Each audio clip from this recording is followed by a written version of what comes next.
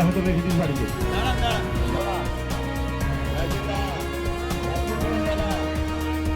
যে কোনো টাইমে গিয়ে আমাকে পাননি, আমাকে পেয়েছেন। আর আমার দিদি হাত শক্ত করতে আপনারা আমার দিদিকে ভোট দেন। 23 তারিখে হাত দিলে ভোট দিবেন। আপনারা আমাকে, আমার দিদির দিদি কাছে, আমার দিদি আসবে আপনার আমার অস্তিত্ব রক্ষার নির্বাচন। তাই এই নির্বাচনে আপনার মূল্যবান ভোটটি ভারতীয় জাতীয় কংগ্রেস মনোনীত প্রার্থী মামনি মণ্ডলকে হাত চিহ্নিত ছবিতে চাপ দিয়ে বিপুল ভোটে জয়যুক্ত করে একটি দুর্নীতিমুক্ত, সুশাসিত, উন্নয়নমুক্ত সমাজ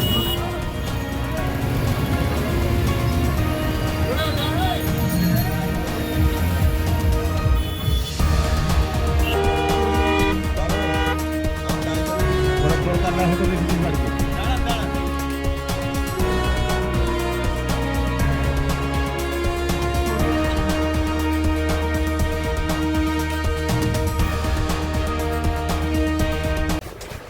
আমি বেদরাবাদ অঞ্চলে ছিলাম।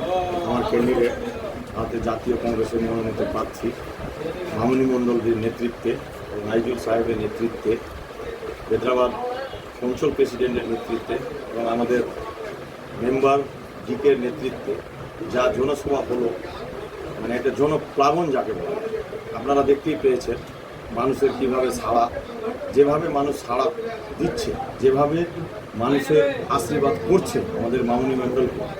আমরা ওই আশীর্বাদে আমরা 100 না 210% আমরা জিতে গেছি। আমরা অঞ্চল ভিত্তিক, আমরা কোনো যে অঞ্চলে প্রোগ্রাম করি সেই অঞ্চলের কর্মী ক্যাডারদেরকে নিয়েই প্রোগ্রাম করি। সেইভাবে আমরা দেখতে পাচ্ছি যে প্রত্যেকটা অঞ্চলে যেভাবে আমাদের কর্মীর উৎসাহ এবং যেভাবে আমাদেরকে সাপোর্ট করছে, সেভাবে আমরা অনেক অনেক অনেক ভোটে, প্রায় 30-40 হাজার ভোটে আমরা জিতছি। এটা আমাদের ক্যালকুলেশন হয়ে গেছে। হিন্দু মুসলমান আমরা ভাই ভাই থাকি, আমরা সবাই সব রকম করে চলি, কোনোদিন আমাদের মধ্যে ঝামেলা হয়নি, কোনোদিন ঝামেলা সৃষ্টি হবেও না। তাই আমি বলবো যে কোনো বহিরাগত প্রার্থীকে এখানে ভোট দিয়ে আপনারা নিজের মূল্যবান ভোটটি নষ্ট করবেন না। কারণ আপনারা আজ ভোট দিবেন, 23 তারিখের পরে ওই প্রার্থীকে আপনারা আর খুঁজে পাবেন না। লড়াইটা আমরা লড়াই সেরকম কাউকেই মনে করছি না। তাহলে আমরা লড়াই যেটুকু হবে বিজেপির সাথেই, বাকি আমাদের আর কারোর সাথে কোনো লড়াই নেই। যেটুকু হতে পারে বিজেপির সাথে, বিজেপি আমাদের সাথে আসতে পারে, হতে পারে, লড়াই হতে পারে।